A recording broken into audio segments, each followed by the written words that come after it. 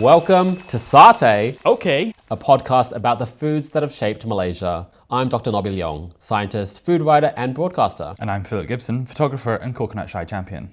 And in this series, we explore the history, cultures, and cuisines of Malaysia, from the ancient lands of Southeast Asia all the way through to the creation of a modern-day nation.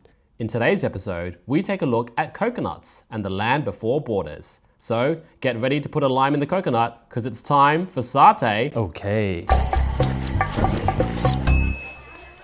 So in the last episode, we looked at durian and the arrival of the first people. So for me, durian is this really beautiful culinary connection. Reminds us of how ancient and old the lands of Southeast Asia actually are. And durian is that food that intrinsically connects us to the jungle, to the animals, to its people. And we took a look at indigenous Orang Asli culture. So in today's episode, we're looking at coconuts and the land before borders. And so we're jumping forward in time to about 2,000 years ago-ish. And we're going to explore how events at that time influence our understanding of both Malay culture and cuisine, as well as Southeast Asian culture and cuisine as a whole. But first, let's talk coconuts. Coconuts. Well, I guess for me, my first introduction to it would have been the humble Bounty Bar. But, beyond... Bounty Bar. Love Bounty Bar. Well, beyond that, though, as a fresh ingredient, I think of it as, probably Caribbean. But then I also think, well, surely coconut milk's used in a lot of Indian curries. So it's used across the world. Yeah, it's one of those global foods because so many coastal communities around the world, no matter which continent you're from, has coconuts. Yeah. It does hold particular significance in a lot of Malaysian cultures, cuisines. Okay, yeah. Whether that's Malay, Indian, and even the Chinese communities in Malaysia use coconuts to some degree. It's quite versatile as well, isn't it? From the water and the flesh and all of the rest of it. Well, yeah, exactly. You would even use the fronds for roofing and stuff like that as well, right? Like thatched roofs or whatever. Yeah, this plant is amazing. This fruit is amazing. The coconut is a fruit. You can eat the flesh of it. You can drink the water. You can mash up the flesh and extract the milk and the oils. And the fats, yeah. Yeah, so there's so many different ways that it's used. Yeah, coconuts are used a lot, in particular Malay cuisine. So rendang, which is a dry coconut curry. Yeah. And it's basically made by, making a spice paste, as you would so many Malay curries, adding coconut milk and then boiling it down until it's really, really dry. There was this other ingredient when I've been trying to make rendang called kerasik, which is where you basically take desiccated coconut, toast it almost to the point of blackening, and then you traditionally would take a mortar and pestle and for hours would mash it into this kind of not quite peanut butter, but it's this really thick... Well, all the oils, I guess, start getting released from the coconut flesh, and then it kind of becomes like a runny peanut butter. Right, yeah. In that context. Yeah, it's quite pasty, almost like fudgy or almost something. But when I added it to the rendang when I was making it, I don't know if you know what I mean when I say that when you're making curry, it's better to have it the next day. Those flavors need to sit for a bit and just kind of really start to mature or whatever in the pot.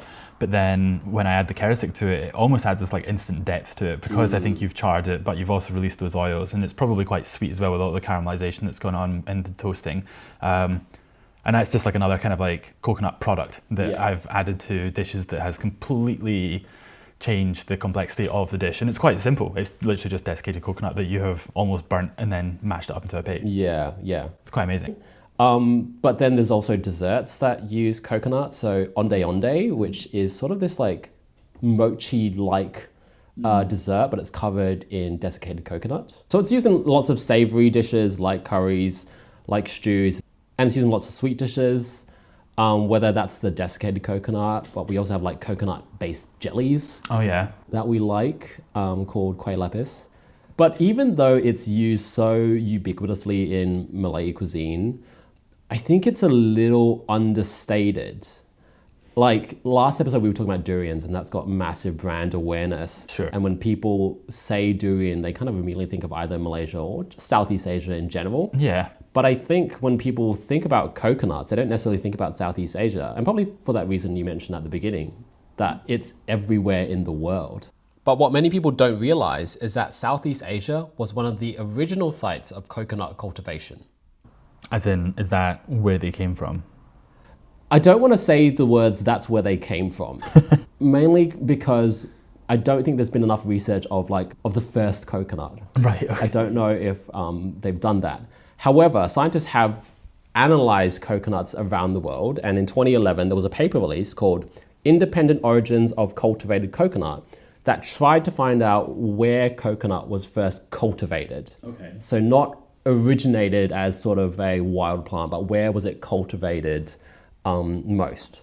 And so they did DNA analysis of 1,300 coconuts from around the world. Okay. A lot of coconuts. It's like what was that 23andMe for coconuts? Exactly. And what they found is that coconuts really originated in cultivation from two main sites. One of them was the Southeast Asia region. So what we mean by that is Malaysia, Indonesia, Philippines, those sorts of areas. Okay. And then the other origin of cultivation was the Indian Ocean area. So we're thinking the coastal areas of India, Sri Lanka, but also places like the Maldives. Not a million miles away, though, really, from Southeast Asia, given how buoyant the coconuts are famously of travelling across the sea, which is probably how they've dispersed themselves. Well, that's it's almost like the myth of coconuts, that a lot of people think that because coconuts float, they have independently traveled the globe. Well, they're sentient now. Yeah, they're sentient, yeah. Okay. But what the researchers of this paper suggest is that coconuts from Southeast Asia were carried to the Indian Ocean by seafarers about 2,000 years ago. Okay. And then those two sites, the Southeast Asian coconuts and the Indian Ocean coconuts, were eventually transported to the rest of the world, to the Americas, to Africa, by European traders. Oh, so not under their own steam? No. Right, okay. I feel like there's been a lot of analogies about in these coconuts being quite self-determined seafarers up the Straits of Malacca and on their way to wherever, the Coromandel Coast or something like What's that. that Tom Hanks movie? Castaway. Yeah, Castaway. Oh yeah, Wilson! Wilson, Yeah, yeah, well, that was a volleyball, was it not? Wilson was a volleyball man. Maybe Wilson had some friends Maybe. that were coconuts that became sentient. Right. Yeah, and left Wilson on that island by himself. With Tom Hanks. Right. Okay. So given this almost botanical migration that has accompanied human migration, I think we need to kind of bolster the status of coconuts and what that means to the people of not just Malaysia, but of Southeast Asia. Is bolstering the status, though, I feel like they have status, but they're just underappreciated. Yeah. Because they are ubiquitous, I think it's they need to be celebrated more, I think is what you're saying. They're under-acknowledged, they're underappreciated. Yeah. We care about appreciation. And so, we care about appreciation. Yeah, so we care about coconut appreciation on this show. Yeah. So let's cast our minds back to about a couple of thousand years ago. So by this stage, the first peoples have already arrived, been there for quite some time. I guess the ancestors of Malay people have first arrived, and the ancestors of all these other indigenous groups have been there and settled for quite some time. They've got communities there. But at this point in time, there's no such thing as countries. Right. So there's no Malaysia, Singapore, Brunei, Indonesia, Philippines, whatever. There's no such thing as borders. Right, yeah. And so the movement of people is pretty fluid. Right. And so because all of these people, particularly on the coastal areas, were seafarers, they were going back and forth around the areas of Southeast Asia and also potentially around the world too. And so as a little reminder, Southeast Asia has 25,000 islands. Exactly. Exactly 25,000, not an island more. So people at that time, they were perhaps trading with people of other islands and other lands. They were sharing culture, sharing language, marrying each other, forging bonds.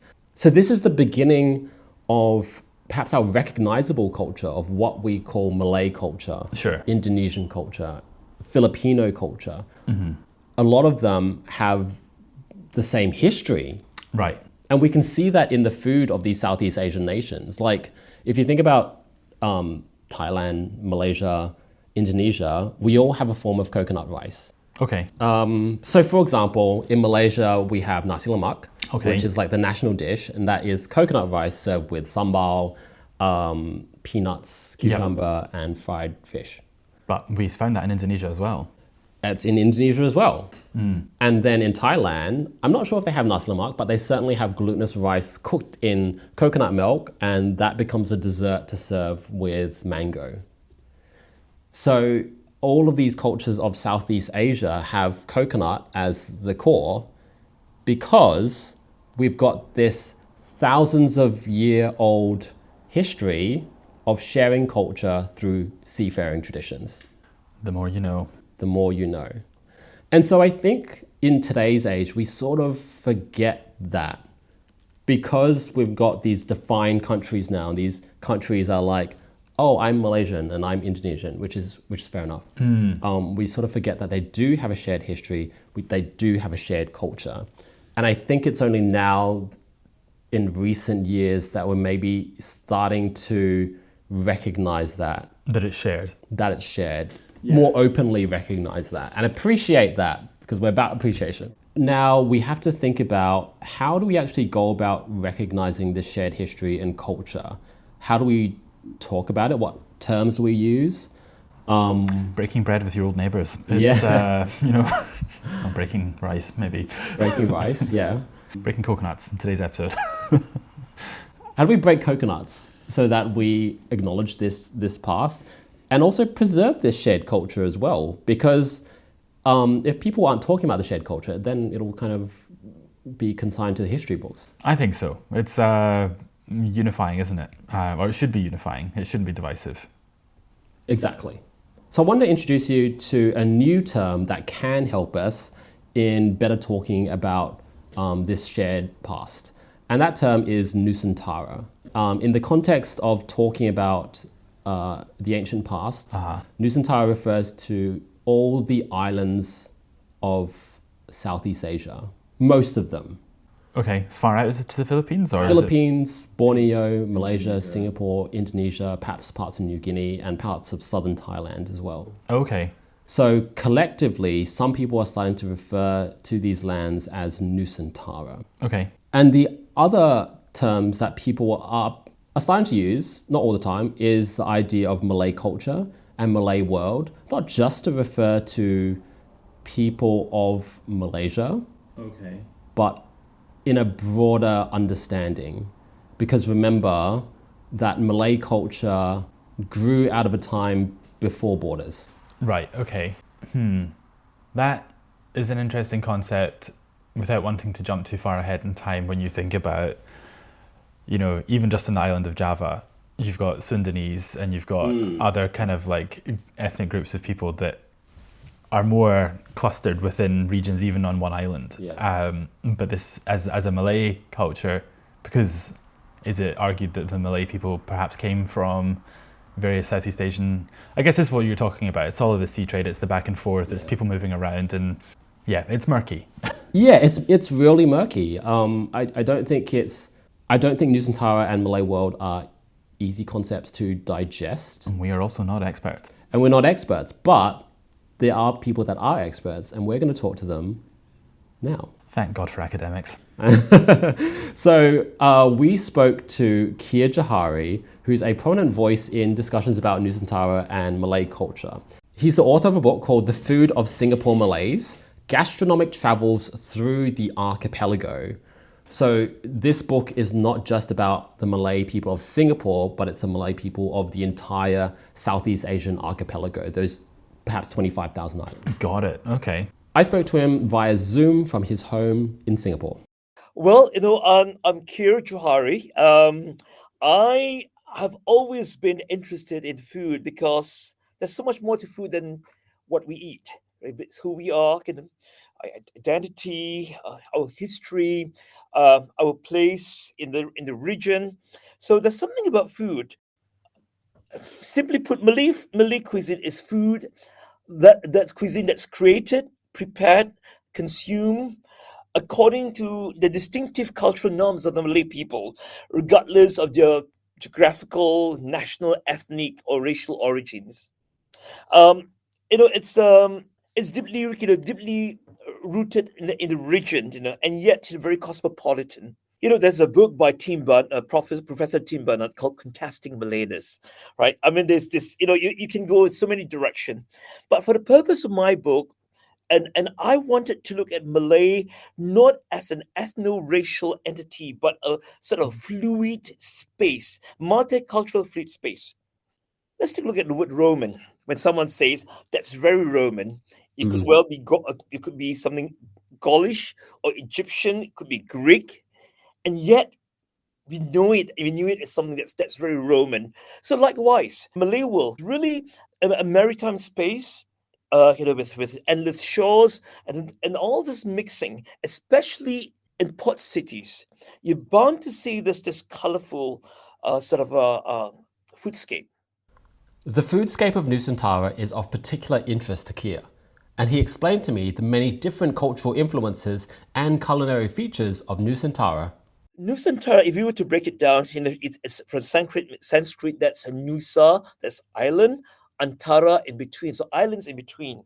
So that's the archipelago. This is a maritime world. You have the Austronesians up north.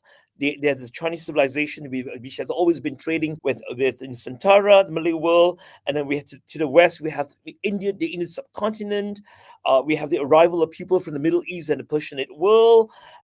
So yes, the Malay world is the Nusantara.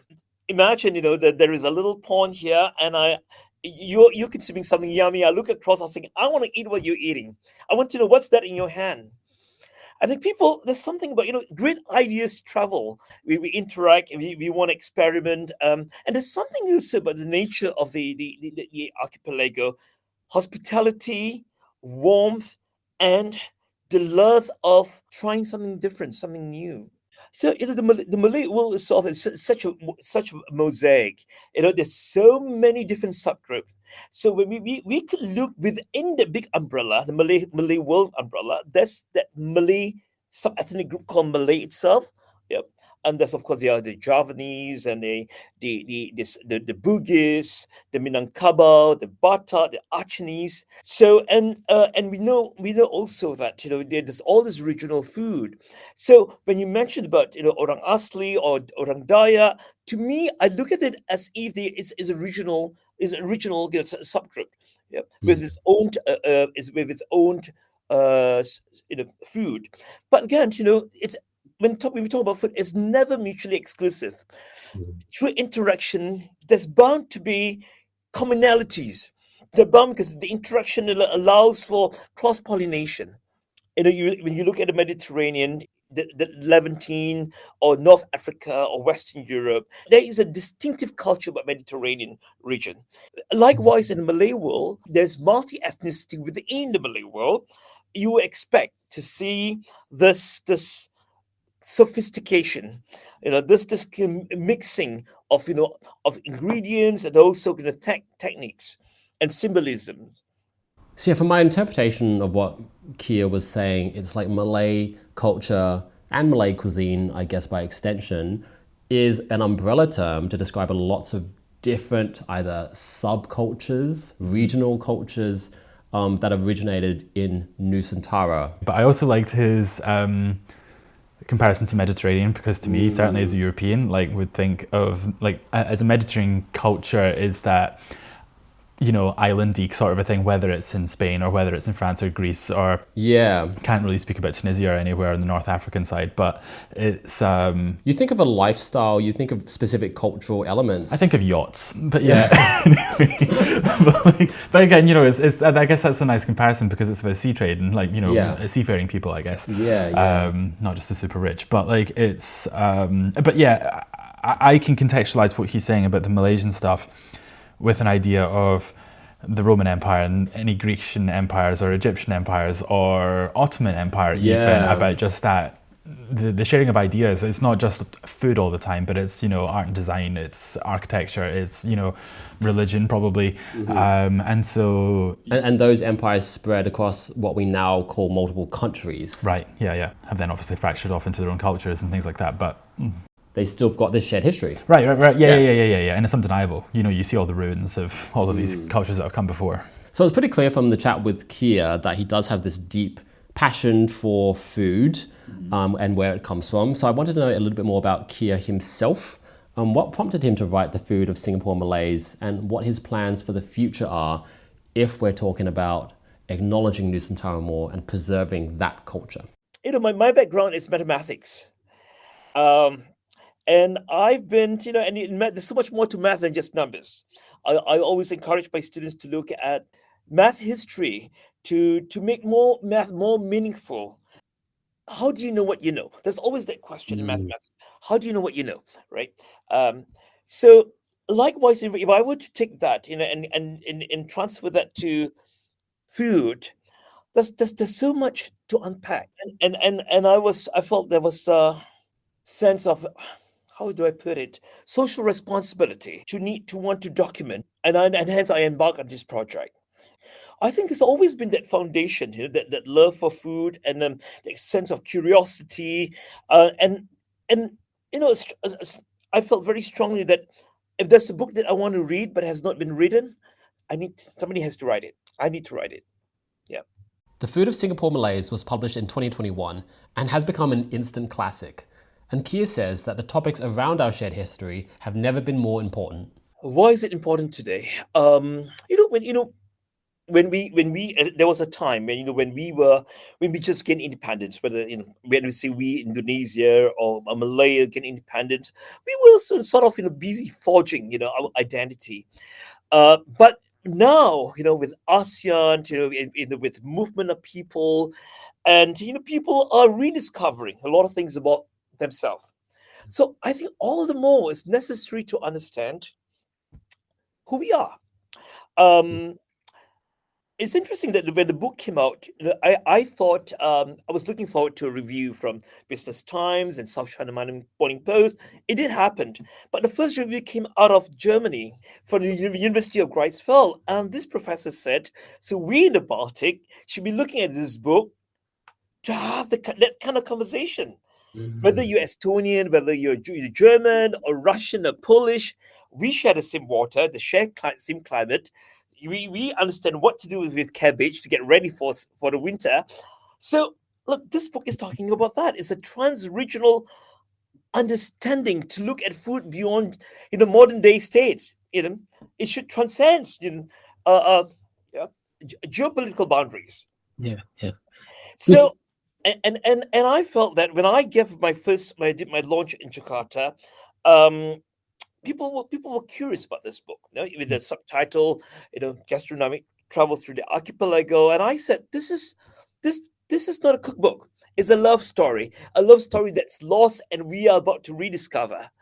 Now that the book is out, it's like a baby. You want to watch the baby grow, and I felt there was need for more sort of conversation. Hence, starting dialogues by Khir, and the first project, the first big project, that's a seminar called Serumpun. Serumpun simply means one cluster. When you describe, for example, your lemongrass or your bamboo, we know it comes from one cluster, one rumpun, but it has many branches. So it's a lovely metaphor for the Malay world. So yeah, I felt very strongly there was a need for intergenerational transmission. Mhm. How do you go about doing it? So having Serumpun as a platform, um, and to hear various perspectives, and that's really wonderful. I think the best way to keep traditions alive is to create spaces where they can be shared, questioned, reinterpreted, and leave, and not just look at. Um, and you know, one of the driving intentions behind Serumpun is to bring together people from across the Nusantara to share not just knowledge but live experiences. And that's the reason why I felt very strongly, we need that platform to Mhm. hear from scholars, to hear from practitioners, to hear from young bloggers, and anyone is interested in food, to come together. Because culture survives not because it's preserved perfectly, but because it is loved, remembered, and reimagined. One of the speakers at Strumpon, the first Strumpon we had in October, uh, spoke about food wars. And it was so hilarious because when you listen with an open mind, you realize it's silly, it's futile. The notion of a national identity is a modern creation, especially in the Nusantara. I Mm. mean, you could be from Palembang and your mother-in-law is from Kelantan. Kia stressed, though, that conferences like Serumpun are just one aspect of acknowledging and preserving culture. There are many other ways that everyday people can play a part. Like like many good things, we talk about charity begins at home. Our food consumption, our love for food, that has to be. You need to have that conversation around your dining table, right? It's not just how's the food, Nobi, and Nobi will reply, it's great. So the next question should be, why do you think it's great? Can you guess what's in this dish? And does this remind you of something else? Have you had prior experience something similar to this? So that conversation needs to be had. So it starts from home. Mom, comes home from the market and say, okay, look at this. This is called cardamom. Yeah, I said, do you want to try this? I said, Mom, well, look at the aroma and start the conversation. I think it's a good starter. It's better to have something on the table, and the conversation about food than not to have. Meaning that yes, people are busy, going through sort of daily grind. But let's say you go to the hawker center, you buy something from outside, from the mama store, from you buy a packet of chicken rice home, but still you can still have that conversation. But ideally, it would be great to have people, in the kitchen. That is something that's really, we celebrate our hawker culture, but what's lacking, I think, it's home cooking, yeah, whenever that's possible. I don't mind making otak, let's say in a Pyrex. If I cannot do my otak, the fronds of the coconut leaves, I might not have the luxury of time. Yeah. So I will still do my otak. At least it's there. Yeah. So for those that don't know, otak is a fish dish. It's fish that's blended with spices to make a paste, and then it's wrapped in leaves and grilled. But rather than undertaking that extra effort of sourcing and wrapping leaves, Kia cooks his otak in a baking dish. I asked Kia to expand on this idea of taking shortcuts and adapting recipes. Is it okay to mess with tradition like that? No, I think people shouldn't have that fear of doing something, because at the end of the day, recipes are guidelines. It guides you through the process. So if I'm going to improvise, if I'm going to use ingredients that's available in London, it calls, for instance, the recipe calls for aromatic galangal, which I cannot get in London. Can I make do with something else? Can I, apply some kind of adaptation? Can I localize it? So I think we shouldn't fear.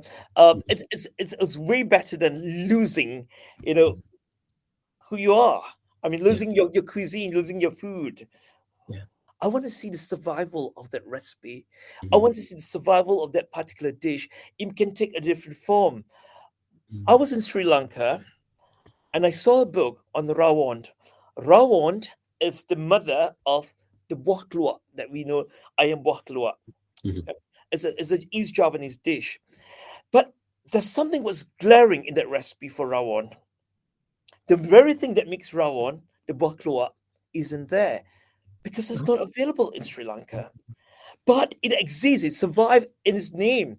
At least I know there is rawon. And it's a reminder also, a story of Javanese that got exiled or made their way to Sri Lanka. So I'm big for that. I like to look at it positively. Things might just get, it might not be in its quote unquote sort of a pure state, but I'm happy to make do. I'm happy to use. So that was Khir Johari, author of The Food of Singapore Malays. Philip, what did you make of that conversation? I really enjoyed what he was talking about with the German academic having read the book and then going like, oh, we do that in Europe as well because we know how to prepare cabbage dishes to get us through winter and all the rest of it. What I actually think about with that is Jewish food, because Jewish culture is quite nomadic across Europe, I think, in that sort of a way. It's always been on the move, but that food has been left in places or been introduced to it. Yeah, and I think when I first came across this concept of Nusantara and the shared history of Southeast Asia, I think I got unnecessarily confused by it, possibly because there was all these new terms and new ideas, when really these ideas are quite common around the world, whether it's Baltic states, Mediterranean states. There's so many examples around the world where countries that we know today actually have a shared culture that goes back thousands of years. Right. I mean, yeah, I mean, it is that kind of peasant food, isn't it? Like, well, that's what we would call it in Europe anyway. But like, you know, people are absolutely harkening back to this like comfort food, that these hearty, you know, provincial, whatever the fuck you want to romanticize it as. Yeah, I guess that's the comparison that should be easy for people to make without having to. Khir was talking very specifically about dishes that I'm aware that anybody outside of Malaysia or Indonesia will not know what he was talking about, but there are dishes that we have here, you know, all these soups and stews, like, you know, fish and chips. Yeah, even the way we make our bread. Do you know what I mean? Yeah. Yeah. And I think it's so important to acknowledge this, because as Khir was mentioning, our food culture is fading. People are cooking less. Dishes are at risk of not surviving. So the more we can kind of come together, the better, I think. Yeah, definitely. And I think it's, I was chatting with a friend recently who is from Guinea-Bissau, and he was saying that he wanted to cook his mother's food and all of the rest of it, but it's similar to what he was saying about the availability of those ingredients that you cannot, like West African ingredients that you cannot get in markets in Glasgow. But as you said, you've got to cook it to keep it. And so... Cook it to keep it. Put that on a tote bag. Put that on a tote bag. And I think, you know, even if you can't get it, if it's close enough, how many tens of thousands of recipes are there for spaghetti bolognese? Yeah. Right? And so, but people are just going to put their mince in the pan. Do they have celery? Probably not, but they're going to maybe put a carrot and an onion through it, and certainly like a can of tomatoes, which is not how you should do it, apparently. But it's just that way. You're making that dish that... to you is spaghetti bolognese, because the version that I grew up with, my parents cook it and they're not Italian. That is like, I mean, the way my nana makes it is different. It's just like, I want to taste what my parents and my grandmother's cooking was, even if it's not right, even if it's thoroughly bastardized. There's a memory there. It's a love of family almost that comes through recreating those dishes that you grew up with. So people need to stop being so precious and stop being so absolutist about how a dish should be, because even in Malaysia, you go one village over and they'd cook it differently, right? But they'd still call it nasi goreng. Because I think culture exists on a spectrum, and our dishes exist on a spectrum, and there are many ways to make something authentic and traditional depending on lots of different factors. Right. So I just want to mention, we've been using the word Nusantara to describe ancient Southeast Asia, but Nusantara does mean different things depending on which country you're in. So in Malaysia, Nusantara more likely means the archipelago. In Indonesia, Nusantara can either mean just the Indonesian archipelago, or it can mean the new capital city of Indonesia that's currently being built on the island of Borneo. Yeah, their Kalimantan side. Yeah. So just be aware that when you read Nusantara on the internet or in books, it can mean different things. The other thing I'll say is that not everyone likes to use actually the word Nusantara. Some people prefer to say maritime Southeast Asia to refer to those ancient lands and those ancient people. That seems like a more PC way of doing it. Yeah, and some people prefer to say ASEAN. So that's Association of Southeast Asian Nations. But that reaches all the way up to Vietnam, Cambodia. Is that still in that catch-all? Oh, look, but potentially, I'm not an academic in it, and maybe as more research and more conversations happen, maybe we're expanding our idea of what Nusantara actually is, what maritime Southeast Asia actually is. So the other thing I'll mention is that not everyone also likes the word Malay world or Malay culture as that catch-all umbrella. Right. Because Malay is so associated with Malaysia now, you can see why not everyone likes that. Right. Yeah, you need like a neutral term. Yeah. So as we move to, recognizing and appreciating our shared history and culture, I'm sure we'll see more conversations about what terms people prefer to use. So far we've mainly been talking about cooking and dishes when talking about culture and our food culture. But really it's not just those two things. It's also about, our botanical heritage. Okay. And the plants that we actually rely upon. And how do people usually get those plants was through foraging. Right. And so that's another aspect of our food culture that we're losing in at greater risk. Certainly with urbanization, like we're going to have less market gardeners and things like that. Yeah, I mean, like, who do you know that can forage anywhere in the world?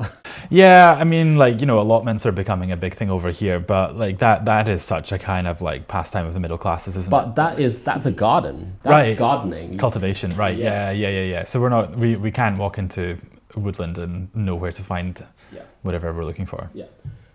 If you're enjoying this episode, you can follow us on social media at SateOK.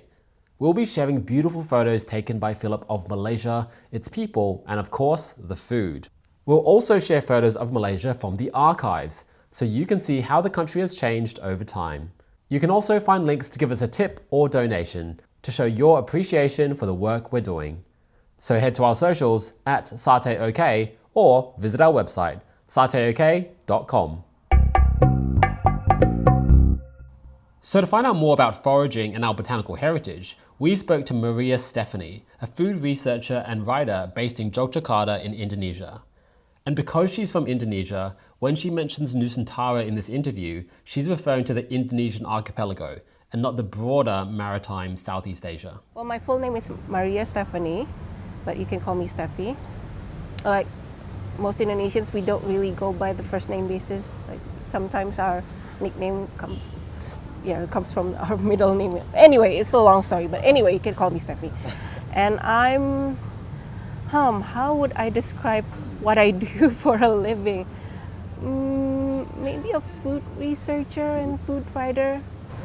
So my main focus, I guess, is food plants, especially like local food plants, so not necessarily indigenous or native species, but everything that grows locally in Indonesia and that have been embraced by the locals in Indonesia as, you know, as an everyday food source. So for those of you who don't know, Indonesia is the second most biodiverse country in the world. So we have, I think, more than 10,000 species of plants, and I'm not really sure like how much of it is edible, but yeah, we do have a lot of edible plants, but they're currently are underutilized. Because now like our food options are very limited to a handful of species, as you know, right? But you know, back in the olden days, we used to have like a very varied diet with lots of, you know, edible plants. But now the knowledge of these plants are diminishing. Partly, I think, is because like because we're now doing well in terms of, you know, the economy, and we just more like politically stable. We're not in our like survival mode like back in the days, like post-war, World War II, like you said about, you know, Britain being poor after the Second World War. We also experienced that. We were very poor. We had very limited food. That like our predecessors, they had to be creative with where they get their food sources. So they would go to the forest. They would like try to remember what their ancestors ate, like all the wild edibles. Or for example, like with the banana tree, you can actually eat the banana blossoms, right? We still do, but it's not a very common thing to eat anymore. So those kind of things, you know, that kind of knowledge that diminishing, we're losing that. But like I view that kind of knowledge as like knowledge is wealth, right? So when you're losing like a certain amount of knowledge, you're actually becoming poorer. The number of forageable wild plants is vast, and Steffi shared with me just a few. There are certain types of weeds that you can easily find on the like side of the roads, or like growing near the rice paddies. There's one called in Indonesian it's called sirih Cina or sirih air. I think it's a type of wild pepper. Betel leaf. Betel leaf, yeah. that one you can find easily, and then there's also pagagan. Pagagan is gotu kola is the Indian name for pagagan. Those would be the two most common examples of plants that you can forage easily in Jogja. In Jogja, yeah. And you can eat them raw, use them as a salad leaf, or you can also lightly blanch them and make like a traditional Javanese salad with peanut sauce, pecel. We call it pecel. These forage foods can be used to make many more dishes, and I asked Steffi on some of her favorites. On the top of my mind, I would say one of them is called trancam. So it's a funny one because for people who are not familiar with this dish, trancam means threatened in Indonesian, but in Javanese it means something else. It's the name of this dish.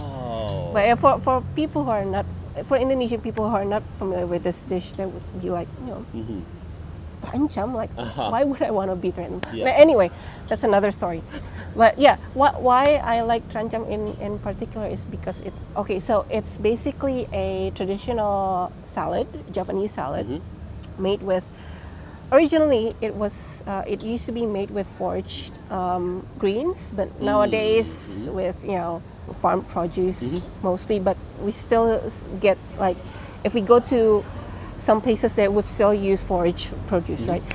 So they're mostly raw, and then it's dressed with coconut dressing. So shaved coconut with some spices tossed together, and also palm sugar. So it's sweet and a bit spicy and a bit savory as well from the coconut and from the salt. And you just mix everything together, and it creates this most delicious, most beautiful salad that you can just eat it on its own, or with a plate of rice and some sides, tempeh or tofu. That would be one of my top 3 plant-based traditional dishes. For Steffi, preserving the skill of foraging and regaining our understanding of wild foods is more than just about cultural and culinary preservation. It's also about everyday health. Health benefits, lowered risk of cardiovascular diseases, diabetes. So all of these, what do you call them again? Metabolic diseases? Metabolic diseases, metabolic diseases, degenerative diseases as well. So lower risks of these kind of diseases. And also, the simple joys of life of having to poop every day, every morning. Like regular bowel movement, you would say. I was gonna say, it impacts your mood. So if you don't go this morning, then you feel crappy the whole day. Digestive benefits aside, the botanical and foraging aspects of cuisine and culture is a really tricky one to keep alive. And that's because unlike dishes that are cooked, where recipes can be adapted, you can't really do that with foraged produce. Preserving this culture really depends on where you live. Like if you live in a very, like an urban setting, an urban area, a highly dense population with almost no forest, it's not impossible, but it's very difficult for you to be able to forage your own foods. But if you live like in the villages, you can still do that. But then again, if you can still do that if you still have the knowledge about the edible plants. But if you have very limited knowledge, then you still can forage, but then you're just limiting yourself to this small number of plants. But still, like, the question remains, like, where can I get these? Where can I forage my food? Like, where can I forage my wild vegetables from? So it's still a question that we collectively have to answer. While the act of foraging and finding wild foods isn't necessarily practical for a lot of people, gaining that knowledge is something that can be addressed, no matter where you live. And that's what Steffi is trying to achieve with her book about the plants and foods of Indonesia. It's called Dari Bumi Nusantara ke Piring kita. So in English, the English translation would be from Nusantara soil to our plate. And because, like, the book that I've just published is actually targeted for the younger audience, like maybe primary school students. So I'm hoping that this knowledge gets passed down to the younger generation. Yeah. Again, it wasn't just culture that motivated her to write the book. It was about health too. I guess it's partly sustenance and also partly health. Health concerns. Sustenance because like during the COVID times, we mainly had to stay at home, and I was lucky because I lived with my parents during COVID, and they have like a small garden where they have they have these these edible plants that are quite rare nowadays, and I can still buy vegetables from the nearby vegetable vendor, but you know sometimes I would get too lazy to go outside and then just, hey, we have this vegetable growing in our garden, why don't we just use this? So it's like during that time that I realized that we could actually live on this knowledge, you know. We could actually survive on this knowledge. But yeah, that is one, the sustenance, and then health, because I'm interested in gut health. Yeah, nowadays we just don't eat enough fiber. Like I just having this knowledge about this edible plants is useful for me, because when I feel bored, then I can just go to my garden and pick something up, you know, pick something from my garden and then eat them. Researching the book required Steffi to engage with older generations who had that knowledge of the local environment. We talked about the process of approaching this generation, and it was really interesting to hear about the dynamic between older and younger generations. No, they're actually quite happy to share because they don't get asked these questions nowadays. So you can imagine that these are people who are well over their 50s. They're those who survived and lived through the post-war era. The thing is, right, they have this assumption that the younger generation just don't really are not really interested in this type of knowledge anymore. But when you ask the younger generation, they would say that, oh, you know, those old people just don't want to share anything with us anymore. So there's this assumption barrier between these two generations now. So and also I think because most Indonesians, we're how we were brought up, we were not accustomed to asking questions. Like if you don't know anything, you just keep quiet. In Western countries, if you don't know something, you ask, right? You ask because you want to know, right? So having to introduce this method of research is also something new, I guess. But I find that with a lot of people who I asked about these things, they're very open to sharing their knowledge. It's just that we have to ask them. We have to ask these questions. We have to be brave enough to ask. There's another layer to this though, and Steffi did encounter some people that didn't really want to talk or share their knowledge, and the reason was quite unexpected. Oh, and there's also sometimes you do get a level of hesitancy from some people, especially in Jawa, because we have this concept. I don't know how you can translate it into English. Gengsi, apa gengsi? Pride, yeah. You know, when we want to find out about these like forage produce, like the older population, the older generation would think of these forage produce as poor people's food. Yeah, like wartime food. So it's many of them associate these produce with, you know, the tough times, post-war tough times. So it's like a unpleasant memory that they don't want to relive. I don't think it's shame. I don't think it's shame. It's just that it's just that they don't want to be reminded that they were once poor and suffering. It could be trauma. It could be something traumatic, but at the same time, it could be something nostalgic as well. For example, my dad, he grew up very poor, but he would, when we eat out, go to this restaurant where they serve maybe like fish, grilled fish, right? And then we just start eating, and then he would start telling stories about his childhood, like where when he was very poor, if he wanted to eat fish, he would go to the nearest river and bring his fishing rod, and then he just went fishing, and then he caught some and bring back home, and then he would grill the fish and eat the entirety of the fish, except for the bones, of course, right? So it's that kind of like if I would ask my dad purposely to get this kind of stories, maybe he would feel a bit hesitant, but like you have to have a certain atmosphere for him to kind of to be able to get these stories out without him having to remember the bad memories, traumatic memories, Solution to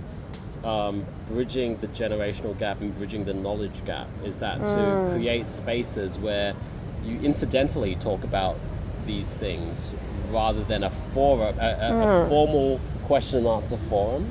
Do you think there are like community spaces that people can build that enable just the free flow of information?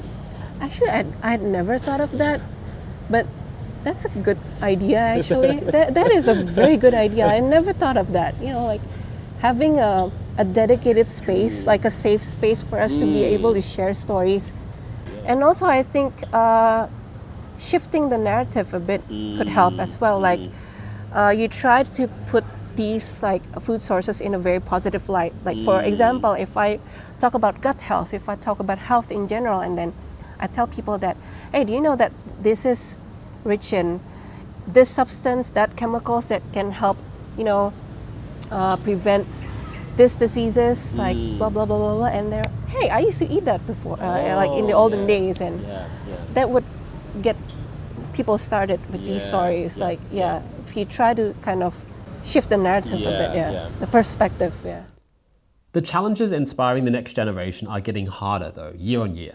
And there are a lot of factors to consider. I think we're losing it at a rapid pace, a very quick pace. Yeah, and that's a shame because the older generations are slowly dying out. Yeah, that, and then also with the current like food trends, like especially people who live in bigger cities, they're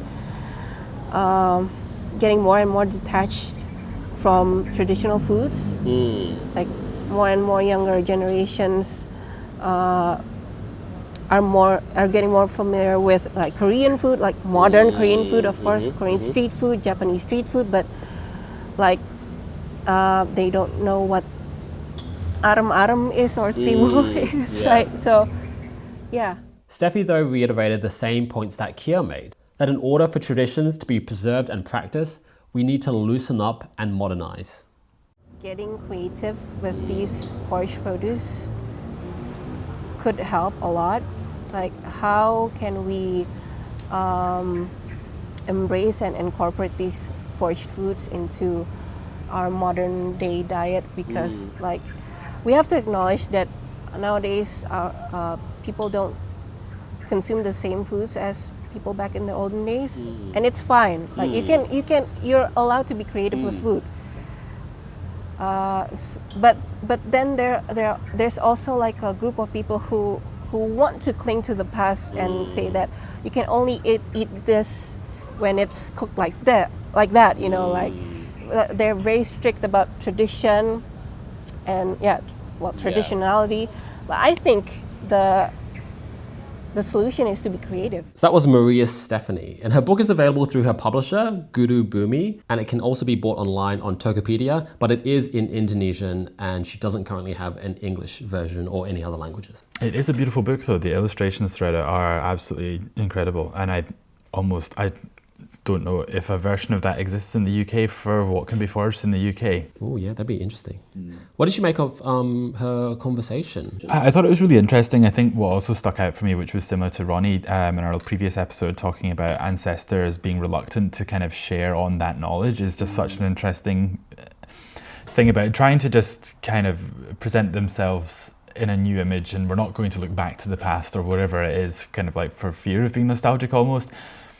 But then, as she says, you know, you get them down at the dinner table to be eating that particular fish or whatever, and then he just wants to actually start sharing all of these things. I thought that was really interesting, and yeah, I think it's funny, this kind of starting to be this recurrence of like hesitancy about sharing the past and sharing the old practices and things. I don't think I really thought about it in terms of trauma though, and she was sort of talking about the reluctance because they didn't want to be reminded of a really bad time. And I remember talking to my mum about her growing up in Malaysia, and whenever she'd talk about it, she'd really just be like, oh, we were so poor, really, really poor, but she wouldn't really expand on it. Yeah. And it was really through talking to my dad that he was like, yeah, when we were like dating, she would have just like, her family would have one small piece of meat or fish and she would offer it to me to share. But I was like, no, you don't have enough food for your own family. I can't possibly share with you. And so I can now start to understand that. Right, yeah. And it's also the same actually with my dad, who didn't, grow up as poor as my mum, but he would also really only share memories in a contextual setting. So if I was in Australia asking about, what was it like growing up in Malaysia, he'd give me a one-word answer. Right. But if I'm actually in Malaysia with him and we're walking around Malacca where he grew up, then he would offer those stories so quickly because we're there. And the stimulus around them, yeah. So it's interesting that, in order to preserve our culture, to acknowledge our shared culture and history, we may need to find maybe the right space to do that. It's interesting though, she was touching on at the end about how globalization is also changing how we engage with our own culture. So sometimes when I think about modernity, I sort of think about, everyone's living in cities now, we aren't cooking as much and therefore culture is dying. Right. But she was also saying that Indonesians are now, getting really involved with Korean food and other cultures. Right. And we're at this stage where things are becoming more multicultural, which is beautiful. We can share cultures with other people, which is again, so beautiful. But what's happening for some people is that they're engaging with other people's cultures at the expense of their own. Right. So that happens to me. So I'm Chinese Malaysian, my heritage, that's where it is. And I sometimes expand that to being, I love all aspects of Chinese culture, to the point where I'm like, I love Sichuan food, right? Right. I want to cook it, I want to eat it all the time. Even though that's Chinese, that's actually nothing to do with my culture, which is more rooted in Cantonese, Right, yeah. Hokkien, and the Malaysian diaspora as well. So I'm almost sacrificing learning about my own family's history at the expense of Sichuan food. Well, it's your personal preference, I guess, isn't it? Yeah. Particularly me, I'm quite ignorant on even Scottish food, and I find myself, and I think most, certainly Scots and probably Brits as an extension, are far more adventurous in what they cook at home, when they cook at home, or what they reheat in a microwave, because it will probably be curry or, Thai green curry or something like that. Whatever other kind of dishes can be easily reheated. But and you're saying that at the expense of their own Scottish traditions. Yeah, because nobody's making cull and skink. Yeah. Which is delicious. Oh, it's a hearty meal. Yeah. I'm looking out the window just now and it's cold and grainy and rainy, windy, and I think actually a big, fish chowder would be great.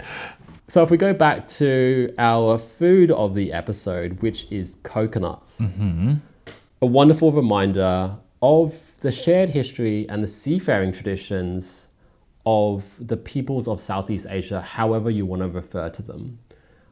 Whichever terms you use, I think it's important to recognize that as far back as our ancient texts and our genealogy can take us, we've had shared movement of people, shared culture, shared dialogue, and we should appreciate that more.